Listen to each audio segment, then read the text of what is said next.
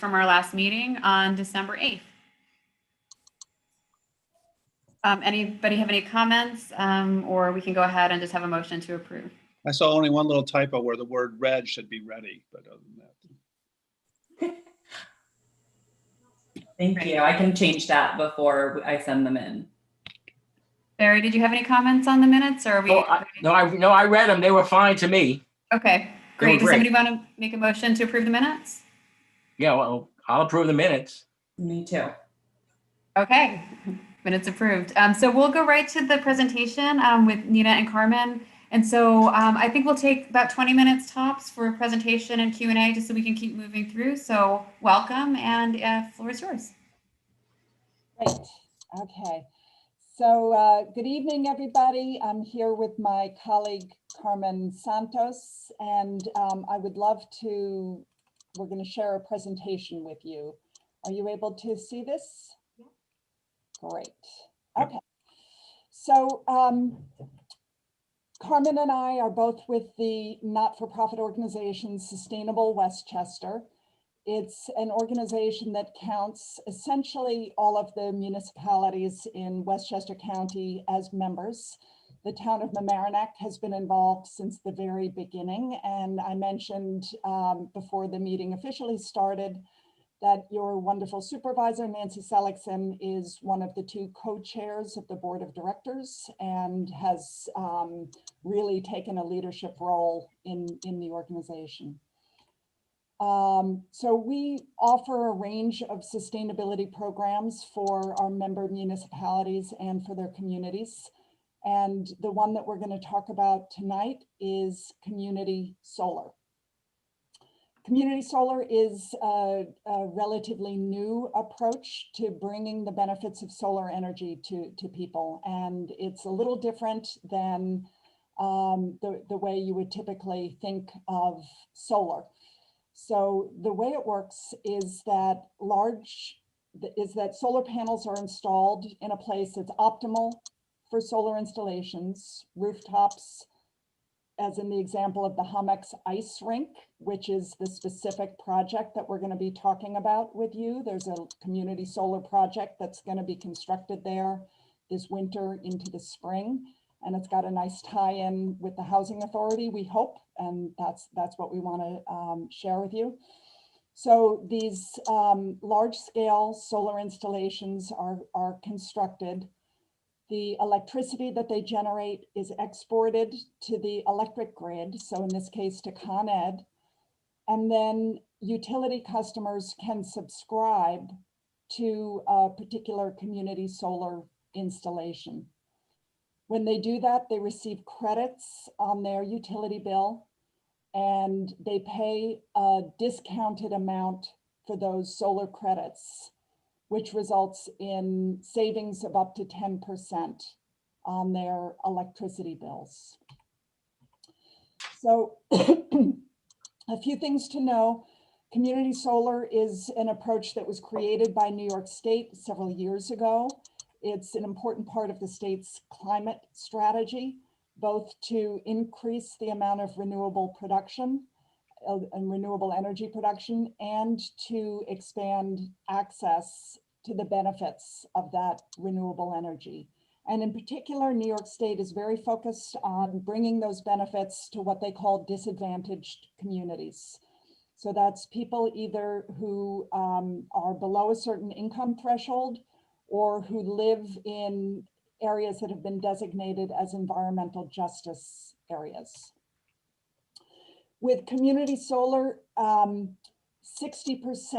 of essentially the financial benefit associated with each community solar installation has to go to residential or religious utility customers, and up to 40% can go to large users of electricity. And what's important here is that the Mamaroneck Housing Authority could benefit from the 40% of those solar credits on the Hummock's ice rink project.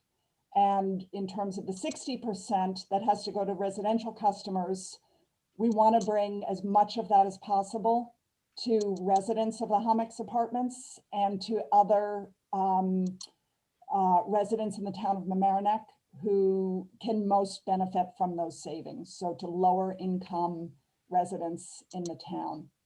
And that's really our focus at Sustainable Westchester, is to bring these benefits efficiently to organizations and people who need them most. Do you want questions as we go along or wait till the end? If it's something like, how does community solar work, that's coming, or if it's, My question was, you talked about the residents and also the housing authority. Would those, if we became a subscriber, would it be for our global sort of corporate needs, but then each resident would have to subscribe separately, or would we be subscribing on their behalf? there's an important nuance in that we can get to. Okay. So I'm gonna make a note to talk about that. I have a slide that's specifically about that. Okay, and then I'll wait my questions to the end then, okay. Oh, okay. But there'll be a lot of opportunity to answer questions, so please track them. So the benefits of subscribing are saving up to 10% on your electricity. There's no cost to enroll. There's no solar installation on your own property. You're directly supporting new solar development by enrolling. There are no fees. If you want to cancel, you can cancel at any point. And it's compatible with any electricity supplier. So when you enroll in community solar, you're not actually buying the electricity that's produced, and that electricity is not flowing to your home or your building. Instead, you're essentially agreeing to have community solar credits applied to your Con Ed bill and agreeing to pay a discounted amount for those credits. So whoever you buy your electricity from now, you keep that relationship just as it is, and community solar is one more line item on your Con Ed bill. So I mentioned that the solar installation that we're talking about at the moment is going to be constructed on the Hummocks ice rink.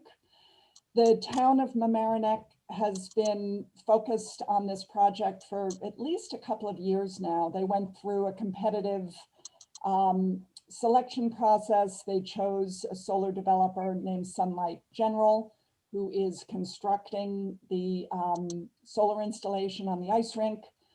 Sunlight General will be paying a lease, an annual lease to the town of Mamaroneck to use the roof for the solar installation.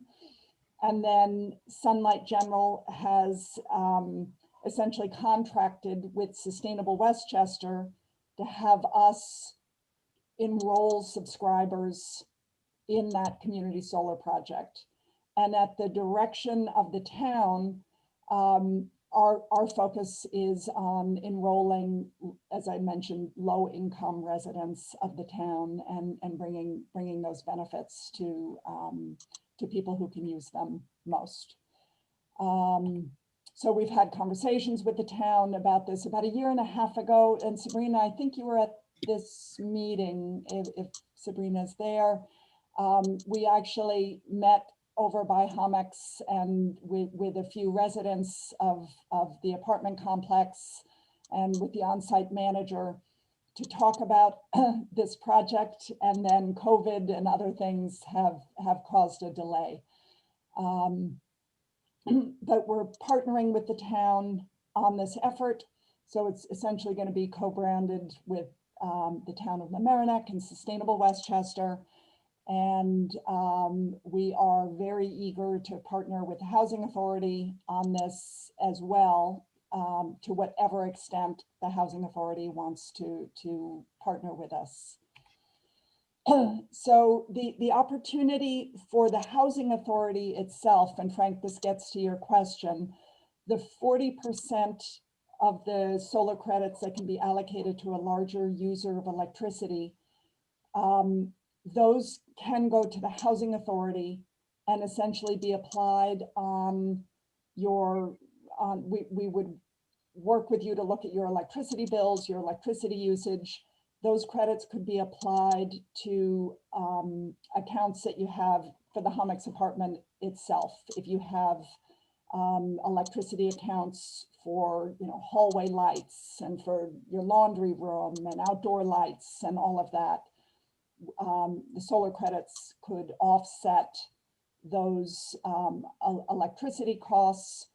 The value of those solar credits would be approximately $60,000 over the course of the year. And you would pay 90% of that value, which means you would save 10% or $6,000 a year by virtue of enrolling. So the next steps, focusing first on the opportunity for the Housing Authority to enroll, would be for you to share information regarding your electricity usage. I don't know if you're a Con Ed customer or whether you're a customer of. We have Con Edison Okay, so it's not NYPA, it's not through the Power Authority, is that correct? through Okay. Con Edison. Got it, great. So you would provide us a sample bill that would let us look at your electricity usage and determine how much of those solar credits you would be able to use. We would share a contract with you, an agreement that would outline that you would essentially receive those solar credits and pay the discounted amount for them. And then once the project is constructed, which is expected towards the end of the second quarter of this year, when it's fully constructed and generating clean energy, you would start to receive those solar credits on your Con Ed bill, and you would begin saving money. To get to your question, Frank, regarding the residents of Hummocks and other people who the Housing Authority might serve, if they pay their own utility bill, then they would have to enroll directly themselves. So whoever pays the utility bill is the entity that would have to enroll. And Carmen, I'm going to turn it over to you for this point. Thank you, Nina, and thank you everyone for having us here tonight. So we are partnering with the town to make this opportunity available to low to moderate income households, as Nina has shared, and we're looking to invite the Housing Authority to partner with us.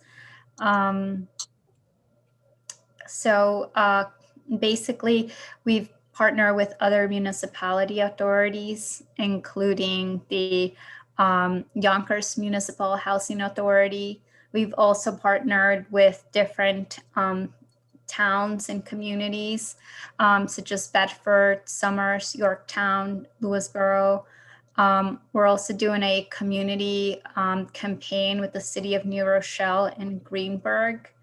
And in those campaigns, we usually use a range of different strategies, including letters, email communications, flyers, virtual meetings. We can also share this information in Spanish. So we would like to continue this conversation with you to see if you would be interested in partnering with us. And if so, we would be interested in learning more about the communication platforms you use to communicate with your residents and constituents. And sure, Nina, you were going to the next slide. Oh, that was a mistake. Sorry. Okay. Yeah. So that's something that we would like to continue to speak with you about. And I think you can go to the next slide, Nina, unless you want me to pause here for a minute. Well, the one thing that I would just say is community solar is sort of uniquely designed to be able to provide benefits to people who have previously been excluded from renewable energy savings and renewable energy programs. So I have run other solar programs for a number of years, focused on rooftop solar, for instance, on people's homes. We did a solarized Larchmont Mamaroneck campaign a number of years ago. And with rooftop solar, obviously, anybody who's a renter is excluded. Anybody who can't finance a solar installation or can't afford to purchase one is excluded. Anybody whose roof condition isn't optimal is excluded. So what's really important about community solar, and the reason that Sustainable Westchester has been so enthusiastic about it, is that those barriers are eliminated. It becomes instead anybody with a utility bill can enroll and can benefit. But a lot of the focus on bringing this opportunity to subscribers has been on larger users of electricity. It's easier to sign up a smaller number of people who use a lot of electricity, who have big homes or organizations that have a lot of usage. That's much easier to do than to sign up a larger number of people, for instance, who live in apartments and who have smaller homes and therefore use less electricity. It takes a larger number of subscribers to essentially aggregate the same amount of electricity usage compared to people in large homes. So even though community solar is uniquely designed to benefit people who have previously been excluded, there hasn't been a lot of focus to date on bringing those benefits to the people who need them most. So we have been really pleased that the town of Mamaroneck has been so focused on bringing the benefits of this project to residents of Homex and to other people, for instance, that the Housing Authority might serve. And so that's kind of the backdrop to what Carmen is sharing with you in terms of how we do the outreach. That at Sustainable Westchester, we're really committed to bringing these benefits to the folks who can use them, but we need to partner with people who can help us do that. And so that's where the Housing Authority comes in, and any other organizations that you might recommend we talk to who serve low-income people or other people who could otherwise benefit from community solar opportunities. So this was the next slide. Do you want to speak to it, Carmen? Sure. So this is an example of the pages that we have on our Sustainable Westchester website that shows you how we basically put a project on a marketplace where people could go to and sign up for the project. And what's important about that is the process to actually enroll in community solar. If someone wants to do that, it takes about 7 minutes and it's all done online. So there's an education process that has to happen so that people understand what it is and why they would want to participate. But then it's actually a very easy thing to do once someone decides they want to do it. And it's, as Carmen said, it's all digital, it's all online. So that actually works well, even in these COVID times.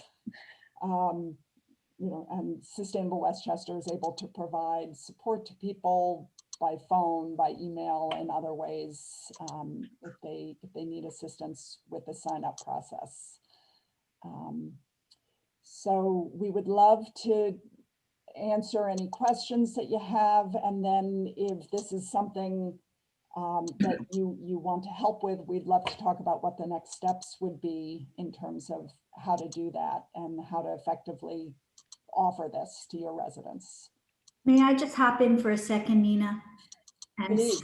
say, when the town board planned this, when we agreed to go forward with this, we thought, obviously, the first place to start was with the residents of the Homix Park Apartments. It is our hope after that to approach, because the Housing Authority manages this one property, the town board was actually thinking that we would approach other rental apartment buildings en masse and have them and try to sign them up for this program. When we learned that we could actually have the Homix Park Apartments management get a piece of this, we thought that would be great, and that the board here might want to talk about that and participate in that. Just so you all know, I think that the meeting we had with residents predates all of you. Diana, are you there? May 2019. Diana, maybe. Anyway, the only resistance we really had amongst the small group of residents who attended the meeting was, at the time you received two bills, right? A Sunlight General and a Con Ed bill, and I understand that problem has been solved. So the hurdle for the residents we spoke to has been jumped already. So we're really hopeful that with an outreach campaign, we can get most or all of the residents to participate. Thanks. So a couple of things. You're reminding me that I neglected to share that the town and the town board, Sabrina, the town of Mamaroneck is the first municipality to move forward with a community solar project specifically to benefit low-income people, certainly in all of Westchester, and probably in a much larger region than that. So this is something really to celebrate. And I know it was a lot of effort on the part of the town board to move this forward.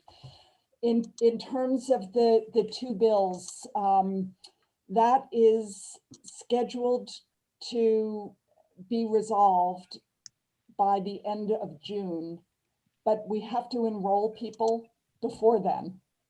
So we're enrolling people under that two bill scenario, where people will receive a credit that can be up to the full amount of their electricity bill on their Con Ed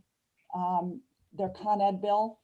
And then they will make a separate payment, which can be done either by credit card or through an automated bank payment, for 90% of that credit amount. So unfortunately, the timing isn't quite right for us to jump over that entirely. But the problem will go away. So people are signing up under the two bill scenario, and then will be shifted to the simply receiving the savings amount on their Con Ed bill, and that amount that represents the 10% as a credit each month on the Con Ed bill. But we're not there yet. Get into the That- weeds, because I know we don't have much time, but would it be possible for folks to sign up and just, if that was too confusing or that was sort of a barrier to entry, to just, kind of sign up and then start participating when that had resolved, if that's an issue for people?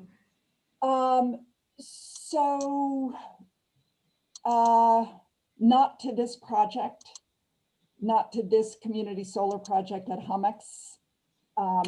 Essentially, the solar developer would be losing money because the system would be generating energy, but they wouldn't be able to earn money from the credits if the credits aren't on people's bills.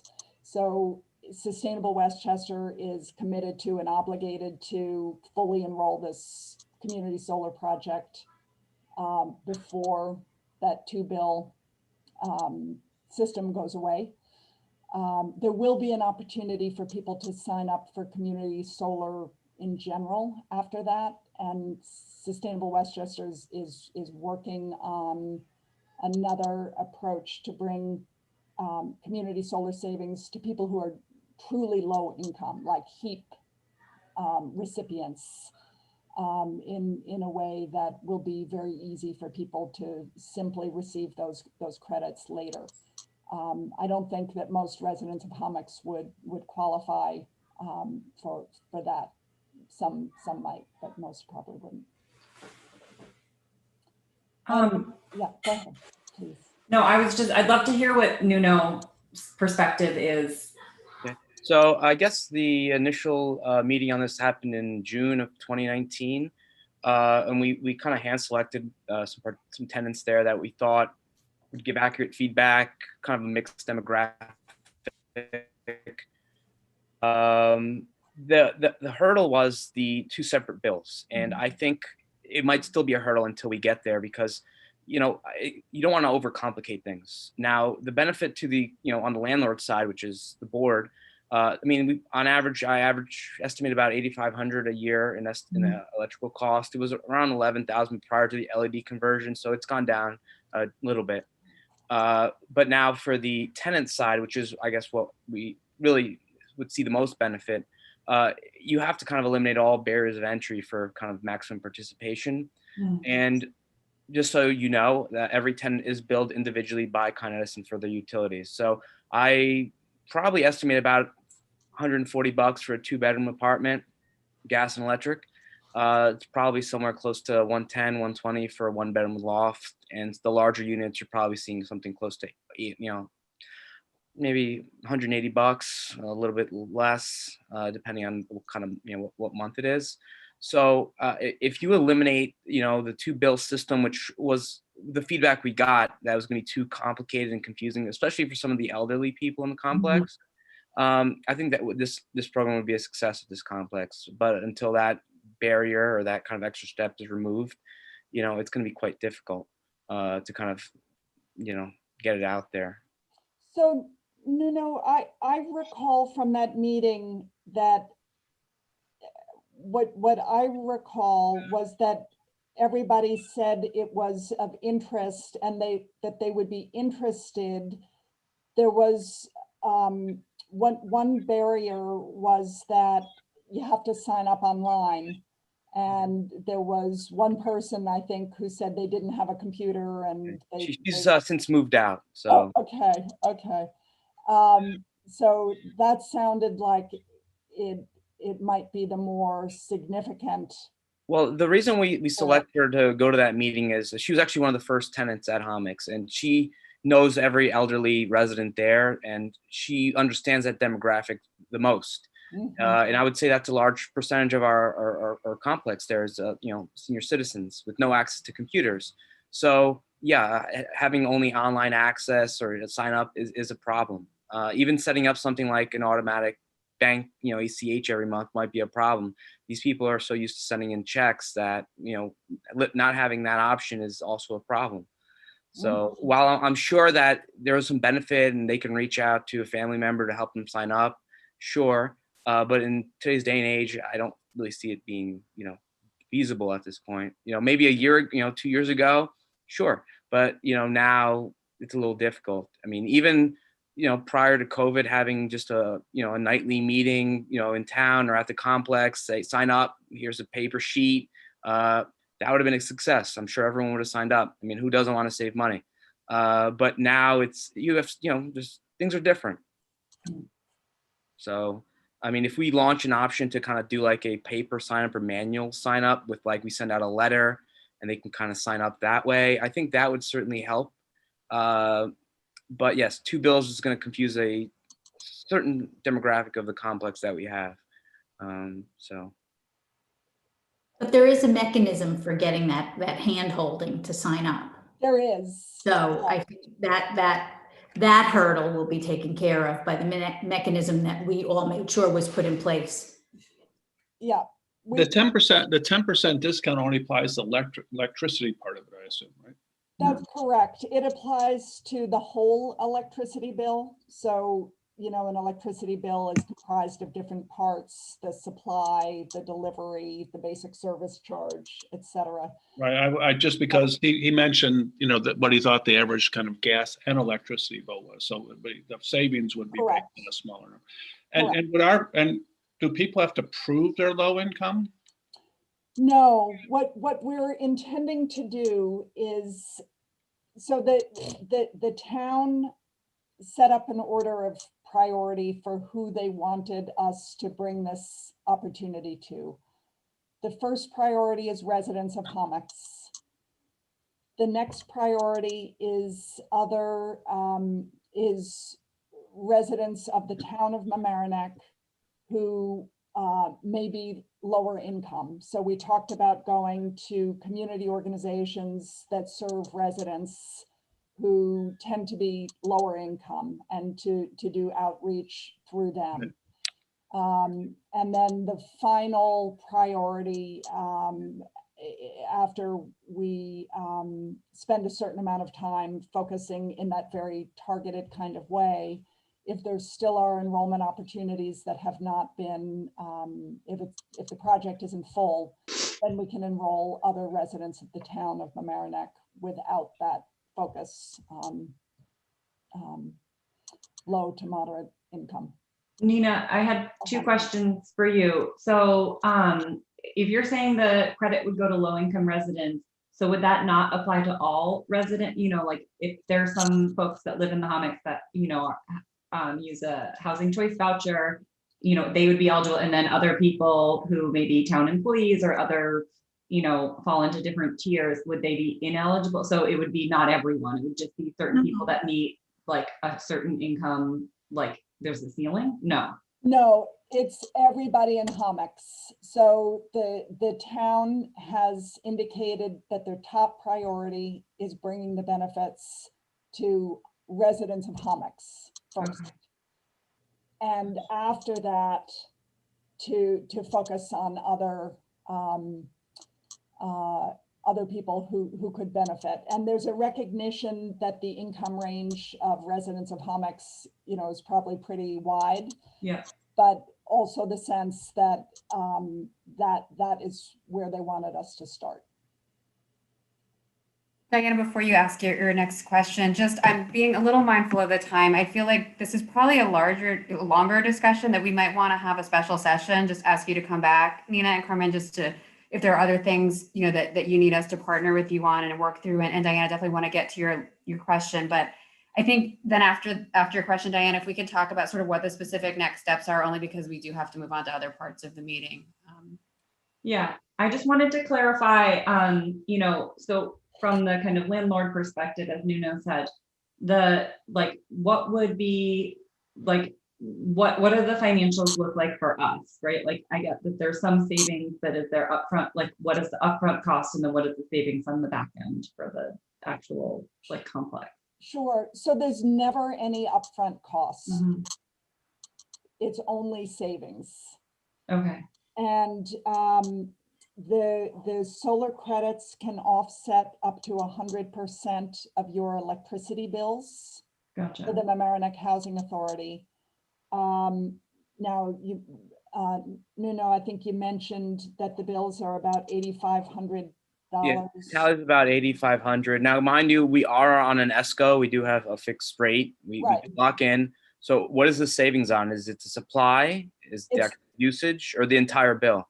Minus obviously some gas. It's the entire bill, as long as your ESCO charges are also on your Con Ed bill. They are, yeah. We do direct bill. Correct. So it's the entire bill. And the housing authority doesn't have any other electricity bills, doesn't have any other buildings that you manage. Is that correct? Okay, great. So you would receive community solar credits of up to that $8,500, and then you would pay 90% of the value of those credits. So in that instance, your savings would be about $850 a year. Gotcha. Okay, thank you. Percent of the credit amount. Okay. Yeah. It's going to be less because some of that, there's some gas, small gas. We do pay the superintendent's gas. Got it. Okay. Got it. Okay. So What are the specific next steps that you're looking for from us? the next steps would be if you are interested in bringing this opportunity to residents of Hommocks and anybody else the Housing Authority provides services to, in partnership with the town of Mamaroneck and Sustainable Westchester, we would have a conversation about essentially how to do that. So at Sustainable Westchester, we can produce letters that could be either mailed or otherwise delivered to residents. We're intending to create flyers and things that are co-branded with the town of Mamaroneck. If the housing authority wants to be a part of that, we're putting the town of Mamaroneck seal on materials that relate to this effort. If the housing authority wants to officially be a part of that, we're happy to include you in that. It would be a conversation about, are you willing to send out an email to residents? Do you have people's emails so that you could send a communication to people? Could we co-host a virtual information session or two with the town and the housing authority? So we would put together outreach ideas that make sense based on the way you are able to communicate with the people that, with residents and with other people that you serve. So I guess I would suggest maybe two things. One is that we just take a quick vote, to officially, decide whether or not to partner. And then and I assume we would want to do that. I don't want to put words in other people's mouths, but then maybe there's a person who might volunteer to be a liaison with you on this and report back to the board. So maybe we can start with that if anybody, wants to make a motion either to partner or not to partner on this, so that we can move the conversation forward. What do you mean by, Melissa, what do you mean by the word partner in that? I mean, and to look forward to how we could do it, or are we agreeing to be one of the anchor people and going forward with switching our electricity over? Well, I guess it's the question. I think we probably should have, more robust conversation on that. I mean, I'll just say my sense is I think it sounds like a good idea. Nuno, I would probably, defer to you to kind of tell us whether you think that's a good idea or not. And I don't think we need to vote on that right this minute because we have other things on our agenda and this is the first time we're talking about it. But I think just to, whether we want to kind of move forward with the conversation and potentially go down that road, and then whether there's someone on the board out of all of us, and it may be you, Nuno, or maybe a board member who kind of wants to be the point person on that so we can move the conversation forward, if that makes sense to people. Yeah, I mean, I think we should have a vote on, do we want to continue the conversation? Because I'm still not following the whole deal, but that's me. So I move that we explore this opportunity with. I agree with Great. Frank. Great. Okay, so let's plan to do that. And then does anybody on the board want to volunteer to be point with Carmen and Nina to advance that? all right, I'll do it. Since I know financials a little bit, so. Okay, great. Thank you so much, Barry. Appreciate you volunteering for that. So Nina and Carmen, thank you so much for taking the time with us today. I think Barry, if you guys want to coordinate directly and set something up on your schedules, and let's plan for the next meeting to have some kind of report back to our board. Sure, if you can tell me how to call you up, that's all I really need, or whatever, however, or email, whatever you want to do. Just let me know. Okay. Great. Well, I'm Nina at Sustainable Westchester. Okay, right, Sustainable Westchester, you're Nina. Fine, that's enough. Perfect. Okay. I'll find you. And Carmen at Sustainable Westchester. Okay. Yeah, I can send an email. I have everybody's email addresses just to make sure you all have each other's contact information. Thank you. Thank you, Melissa. Okay, great. Thank you so much for taking the time to join us today. Thank you so much. We really appreciate Good it. meeting. Thank you, Nina and Carmen, and congratulations again, Nina. Thank you so much. I appreciate it. Have a great meeting. Thanks. Thank you. Everyone. Okay, great. So we have about 45 minutes left. I'd like to keep us to time if we can. So Nuno, I have a couple things that I sort of just put on the list, but you tell us if there's other things you wanted to cover. I'll just go through my list pretty quickly. There's not really much to report, or really nothing major to discuss. So I'll go through it. It should be about like 10 minutes. Great. Cash position. Does everyone have their monthly detailed management report in front of them? Or it was email? I don't have it. I emailed everyone. I don't know if I missed the email, or maybe if you put the link in the chat or something, or was there an email? I'm sorry if I missed it. I didn't see it. Yeah, at 5:16. Oh, okay. Yeah, I didn't see that. Let me go back to my email. I can open it up. Yeah, there was a lot of emails between us all.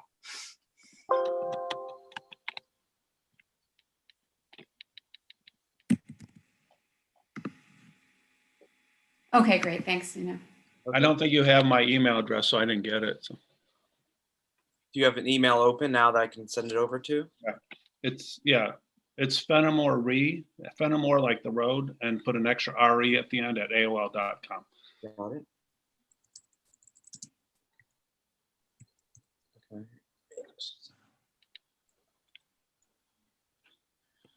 Okie dokie, you have it. Sorry, I got like 3 screens here. Here we go.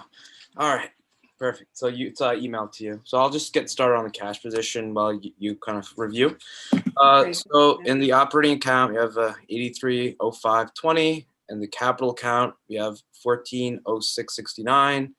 And these 2 accounts, I know Barry kind of was supposed to send me some kind of clarification how we want to list it out. I don't remember seeing it, so I just listed it the old way, which is the Wells Fargo capital account, So 103. that's fine. I'm interrupting you because I spoke to that man who was in California. We made a journal entry. Steve. Yeah, but then I didn't get back to, all right. We'll straighten this. We'll get to it. Okay. So I just did it the old-fashioned way, which is the That's fine. capital account 103,518.67. Yeah, Wells Fargo operating account 440,105.05. Total cash on hand 553,335.61. And then I made a note that Barry has been in contact with Sterling National Bank to set up Sterling accounts in lieu of these Wells Fargo accounts. So just, I guess we can talk Yeah, I about. guess just a point of order, and my apologies, Barry, that, I wasn't, I had a conversation with Nancy about making sure we're kind of doing things the right way. And actually, we should really be, instead of just switching over accounts like that, we really need to be voting on those things before they All right. happen and talking about those things. So, so my apologies for not being more on top of that with you. But do you want to maybe explain to the board what you were planning to do? And I guess if you want to do sort of more along that line, let's No, we'll talk. get to it when we come to on the agenda. I'll explain it. Sure. Well, I think we can jump into it Wanna do now, it just now? on the bank account, just since we're at that part. Okay. Why don't we just do that? Well, I was gonna open up a new account at Sterling, but what happens is they drop the interest rate in between, and then I realized that they only FDIC up to 250,000. So I didn't move any money to Sterling yet. I opened up treasuries at Wells Fargo still. I just kept. Sorry, but what can you explain to us sort of what accounts you're changing things, or what your thoughts were? Because I'm not sure we all are up to speed. I know I'm not 100%. Well, Wells Fargo was a brokerage account. Okay.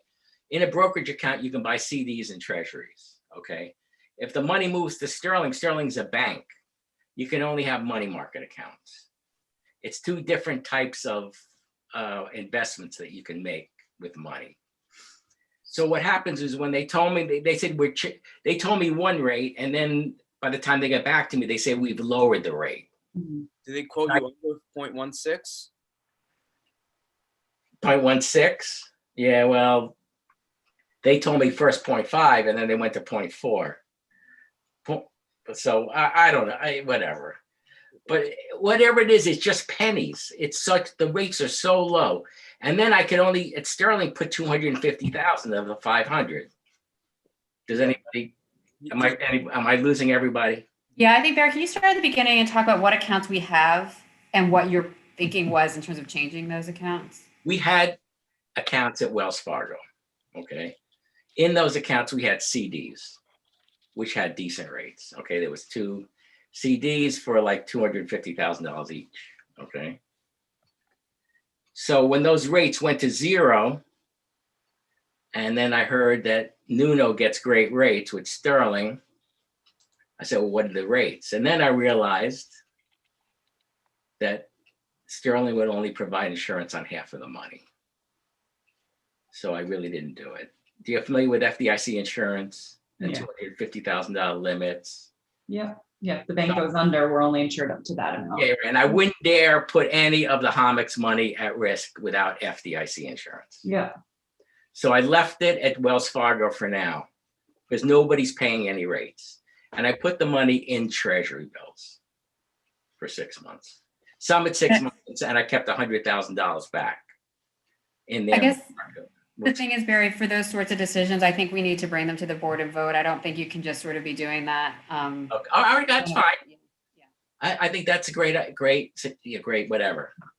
Some Okay. historical information. They used to be at Merrill Lynch, and they were switched over to Wells Fargo probably 2 to 3 years ago because there was more accessibility for CDs with Wells Fargo. But now CDs are paying absolutely nothing, and the only options at Sterling that made sense for money markets, which if you still want, it's 0.6 I can get you. That's relationship rate.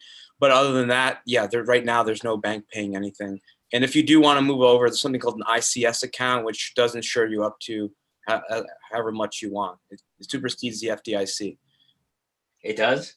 Yes, because it opens up several accounts at banks elsewhere under one central ICS account. Oh, that's interesting. The rates are not attractive. It's just a safeguarding of your money over 250,000. Okay, because Tyler, who I spoke to like 5 times, was unaware of any of these things you're just saying. He's aware of it. He just doesn't know that you want that. ICS accounts are very rare, but if you need one, well, I asked him specifically that, and he didn't. All right. Anyway. Gary, are you talking about moving both the capital and the operating account from Wells Fargo, or just? No, I was gonna move both, which but I didn't do it. So. Yeah, I think in future, how we would want to do it, how we would definitely want to do it, Barry, is if you would, if you're investigating things like that, would be to then bring a recommendation to the board, and then we can vote on it and discuss it. All right, that's fair enough. So I guess everything is as it was before. Nothing has changed. No, nothing's really changed. It's still at Wells Fargo. It's just in Treasury bills as opposed to CDs. That's all. And Treasury bills, it doesn't really matter the amount because they're Treasury bills. So they're guaranteed by definition. Okay, so I guess just to confirm that, but any future kind of decisions of that nature, let's bring recommendations to the board and let's discuss and vote on them before we move anything Just that around. it was a long time in between meetings this time. Well, even so, and if you want to call a special meeting, if you think something's an emergency discussion, we can do that, but we really can't do things offline without doing it in a public meeting. So it's important that we follow that. Okay. I'm surprised you could open up new accounts without a letter or something that says the board authorized you to do that. So I'm the treasurer. I'm the treasurer of our church, and when we've opened new accounts, the bank said, "Okay, where's your letter saying that the board has?" We already have Sterling accounts. That's okay. We have operating accounts are at Sterling. Our checking accounts are there, so they've got all the documents. It's just a matter of opening. Expanding it. Yeah. So you see what I'm saying? So Yeah, we have an operating and a capital account at 2 different banks right now. So like that is a bit weird. I don't know. no, it's absolutely fine. That's absolutely fine. We do that at our church. So we have our checking account at Webster, and our other stuff is at a different banks. That's to get good rates. You got to do what you got to do. So, Right. But now it doesn't matter. Well, that's interesting what you said, Nuno, because I didn't know anything about that ICS. I didn't know about that 0.60. He told me that your special rate was 0.40. It was dropped. So I don't know. Somewhere in between is the truth. I don't know where it is right now, but I wouldn't lie to you. I'm on camera here. okay. So if you want 0.6, unless the Treasury rate dumped another 15 basis points, I'm pretty sure I can still get you 0.6. Okay, well, all right. I'm happy to call him tomorrow. Yeah. So whatever conversation, I guess, again, Barry, if you want to make a recommendation like that, we can make a recommendation. If you feel like it's an emergency, we can call, a special 15-minute quick meeting or whatever it is. But let's make sure we do everything as part of a public meeting. Can we vote by email, Melissa? We can't, Frank, unfortunately, we can't do any business by email unless it's just scheduling a meeting or saying, we need to discuss X because it's part of the. Because the open Yeah. laws. Okay. Yeah. All right, so I'm making my notes. So you say there's an ICS that'll cover the whole 500,000 or any amount we want, you're saying. And that the rate is 0.60. No, with ICS is a much lower rate. It's just simply a safeguard of your money. Oh, ICS is a The lower money rate. market is you can probably get 0.6. So as I said, unless I just opened up an account that was 0.6 about a week ago. So unless something drastically changed in the last 7 days, which I'm not aware of, you should still be able to get that. Who do you work with over there? I work with Tyler. He's my relationship manager. All right. All right. But funny. if you need assistance or you want me to kind of move this along for you, let me know. No, I appreciate that. I just choose not to be a signer on the accounts. I just want them listed under our umbrella so you can get the I rate. understand. We went through over all that. Okay, I'm gonna speak to him tomorrow. I'm gonna email him tomorrow, first thing. Perfect. Okay, Nuno, do you want to carry on with your report? Because I know there's a few other things on here. Arrears, the same 2 tenants are still behind 2.5 months. One is, Anna Denoy's gotten involved. She's working with his case manager to get that resolved. The other person's still on the payment plan. Then the one tenant's 2 months behind, no explanation on why. So the arrears aren't so bad. They're a lot lower than they were in the summer, but they're still like 11 grand, 12 grand right now. So that's something to keep in mind. The tier report's attached to that agenda. That's updated as of like yesterday. So you'll see these new, once we go over the vacancies, you'll see that they've been kind of placed in their own categories. Now vacancies 112, which is a 2-bedroom. We swapped out the tenants in number 10 to there. Number 10 was rented to a volunteer firefighter. Number 72 was rented to a volunteer firefighter. Number 40 was rented to someone who works with the one of the schools. And as of yesterday, number 54 has moved out. I still have not gotten the keys, but they have given them to the superintendent. So it was a busy month, busy last 2 months or 45 days with a lot of moves, renovations, and overseeing and finding applicants who are willing to move during this time. So that's kind of the recap of what we've had coming in and out. We were able to locate 3 tier 1s and 1 tier 2, which is good news. The appliance replacement, spoke to them about 2 weeks ago. They were supposed to give me some proposals, some catalogs, and information on what they were offering for the complex. Unfortunately, I've not received anything from them. But once I get more information, I can kind of give you more, a whole spiel on how they work and operate. There's no really sense in bringing that up now without kind of hard facts in front of you. Update on the ejector system, still waiting on parts. There's some very specialized parts that have not arrived yet, and there's no ETA, unfortunately. So from the last meeting, we got the ejector system in there. Yeah, it's supposed to be imminent, right? Some of the battery components are really hard to find right now. So unfortunately, we're still waiting on those. Update on the crawl space venting. They're now 100% complete.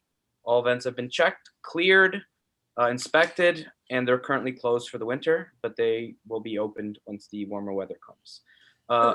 Sorry, just point of clarification. So last time we talked about like building that box in each of the buildings. So you're saying that's like done? Mm-hmm. Okay. Yeah, every single crawl space and vent has been cleared. They built these boxes. They checked all the crawl spaces. There is still some debris down there that was from back in the 90s that we will remove over time. But as of right now, just getting them kind of closed and fully functional is important. So that's that project. That's awesome. And we'll touch base on this later during the landscaping portion. But yeah, we did create some kind of like little boxes around it, like little, because the landscaper likes to like throw mulch all over the vents. So now that we have actually functional vents, we did build a barrier around it so that will not be a problem going forward. New business, the remaining gas line replacements, really haven't thought about that really much. There's been a lot going on, but once the warm weather comes in, I'll probably kick that into high gear. The stairwells, we have about 6 stairwells that were kind of loose steps. Those were done. A new item to the agenda as of last week, the unit number 92 is experiencing a small leak, probably from the roof vent. The last snowstorm had high winds, and somehow that vent is now damaged and it's pushed into the roof. The roofing itself, which is rather new within the last 3 years, is not damaged, it's the vent. So once the weather allows, I'll have the roofer up there to kind of remedy that situation and also fix his ceiling. Keep in mind, he did complain to Greg Comito, and Greg is aware of this.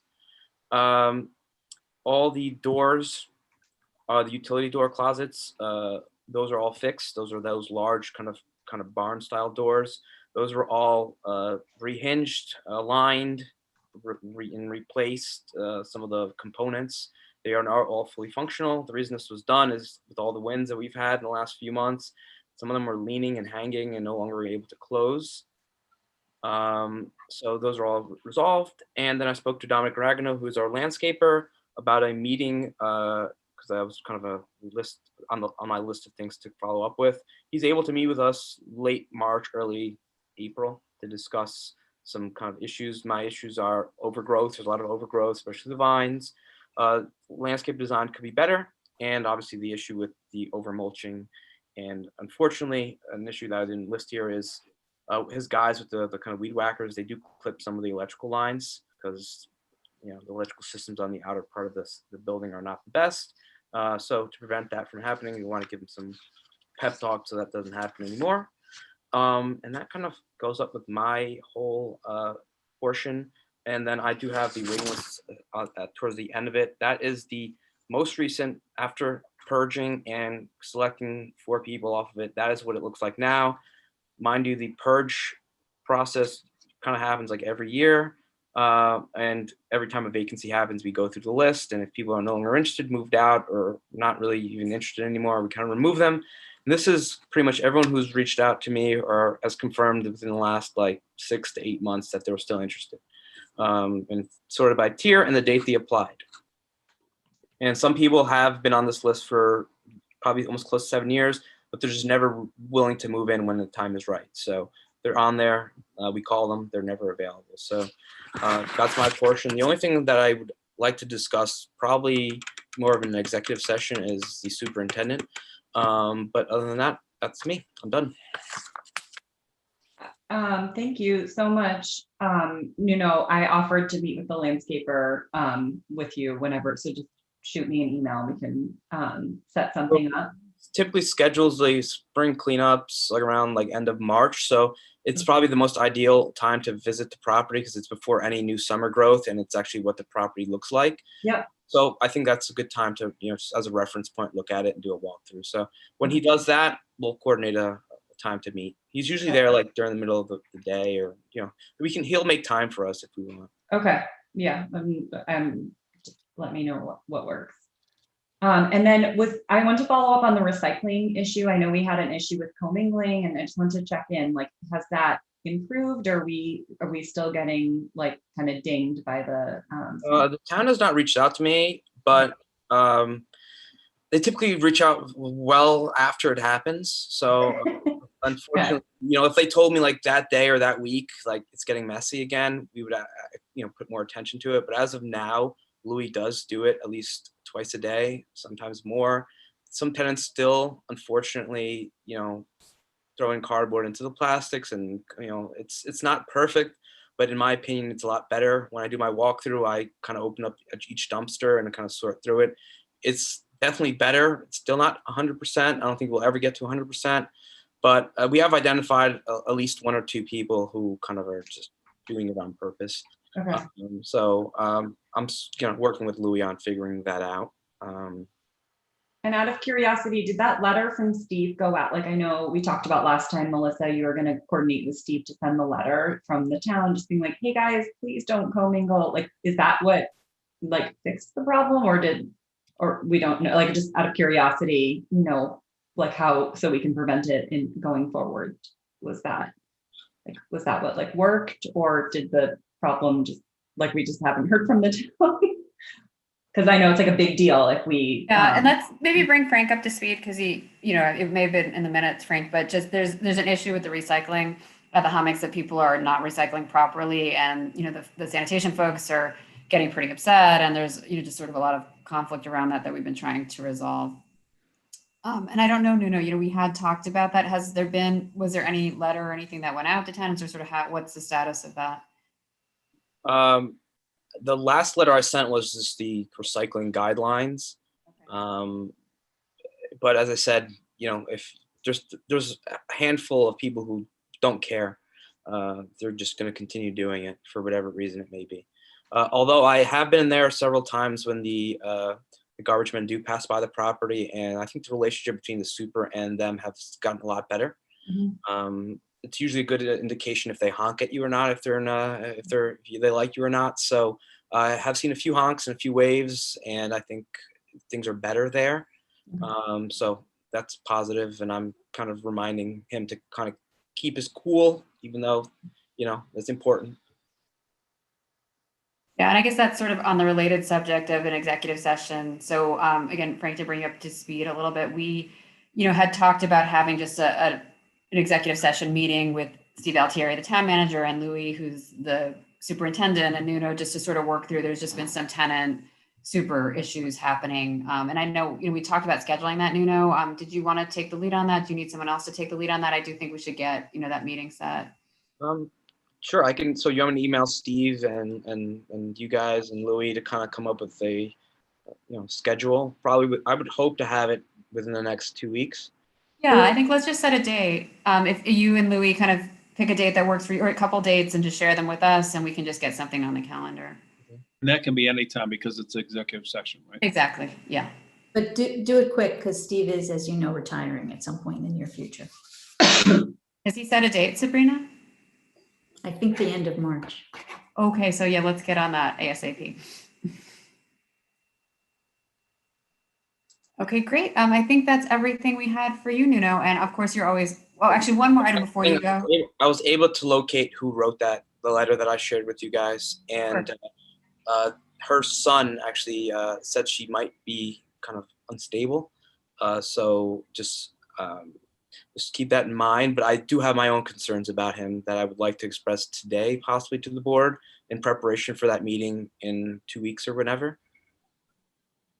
Would you like to do that now? I think he wants to do it privately. Yeah. Oh, okay. I don't know with LMC if we can do. Can we go into? We can. Okay. So Sean, can you help us with that? First, you want to go to an executive session right now? Yes, please. You guys just have to vote to go into executive session. Thank you, Sabrina. In the public, and then Sean will take you offline, and then you have to vote to go back in the public. Should we wait should we wait till the end and go to executive session, or go in executive session and then have to come back? Because I have one more item and then we can be done. Well, but let's let Nuno go. I think let's just take care of this item and then. Let's stay on. Just go. Bear can go, and then we can vote, and then we can kind of end the meeting. But it has to do with Nuno anyway, because on Monday, the auditors are going to be at your office. Have they called you? They have. It's usually set for the 8th and 9th of every year, so that is the 8th and 9th. So they'll be with you 2 days and that's it? Okay. Yeah, it's a long process, but yes, what they do is they come here, they sit in the back. It's going to be weird this year because of the whole social distancing thing, but we have everything set up for them. What ends up happening is then they sit with me for about an hour, answer a bunch of questions, and then they reach out to the treasurer, which would be you after. Right here. You give your comments, and then they produce a statement that you review, and then you distribute to the board. So yes, that is scheduled for next Monday and Tuesday. Okay. We have the same auditors as always. Yeah, I think they'll do a lot more by emails and whatever, so we don't have to. No, they're really pushing for an in-person thing. So. Yeah, we're not okay, but I'm just saying we're probably not supposed to meet, but that's whatever. I know what the usual case is, but. A quick question for you. Would it make sense for me that sometime, especially when the weather gets warmer, if I'm on the board now, to get a tour of the property so I know? I actually sent you an email, I believe, like last week. Okay. I'll give you a tour, you and Barry a tour on the same day. I'll give you That's a good idea. A very extensive overview and show you improvements over the years, show you what we plan on doing, and etc. All right, I missed that. Okay. Yeah, I would love to have that, just so I'm listening to all this stuff, and the boxes downstairs, I read about it, but it'd be nice to actually be able to see it and picture it and get caught up to speed. So. Sure, I'll give And you. then the other thing I got done was I had Nuno list us personally on directors and officers insurance, because we weren't listed as officers. Nice, thank you. So Frank, I would need if you can email me your position and your full name and a phone number so I can add you to the D&O as well. Frank. I don't know if he heard you. Is that for the whole board, or if it have to be an officer? It's pretty much anyone who's on the board. Okay, I'll send you that information. Okay. That was good, because we got that nutcase running around, like you say, so you never know with people. It's always good to be on D&O no matter what. Yeah. I agree. I think it's good. That was a question I actually asked Nancy. Oh, that's pretty smart. So, are we ready to go into executive session then, since we've covered everything else? Sure. Does somebody want to make a motion? Make a motion to go to executive session. Second, someone? Second. Yeah, approved. Great, thank you. Okay, Sean, I think we're ready.